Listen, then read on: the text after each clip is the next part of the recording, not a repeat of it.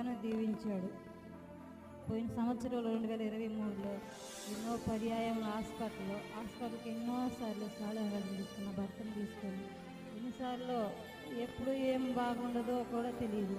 బాగున్నట్టే ఉంటాడు, ఎప్పుడు అనారోగ్యాలు, షుగర్ అని ఒకసారి, ఉమ్మని ఒకసారి, గ్యాస్ ట్రబులని, పసిపిల్లని, ఇలా ఎన్నో పర్యాయం హాస్పిటల్ చుట్టూ తిరుగుతూ ఎన్నో వ్యాధులు, ఎన్నో బలహీనతలు తన శరీరంలో ఉండిపోయి ఎంతో బలహీనతకి, ఎంతో అనారోగ్యానికి గురయ్యాను.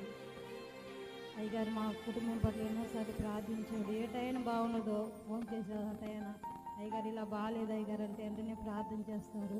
అలాగే హాస్పిటల్ కూడా తీసుకెళ్ళి చూపిస్తారు. దేవుడు స్వస్థపరిచాడు. ఈ సంవత్సరంలో దేవుడు ఆయనకి ఎలాంటి అనారోగ్యం లేకుండా సంపూర్ణమైన ఆరోగ్యాన్ని ఇచ్చి మంచి ఆరోగ్యంతో దేవుని స్తుతించడానికి మంచి ఆరోగ్యం ఇచ్చాడు. అలాగే బిడ్డల పట్ల కుటుంబంలో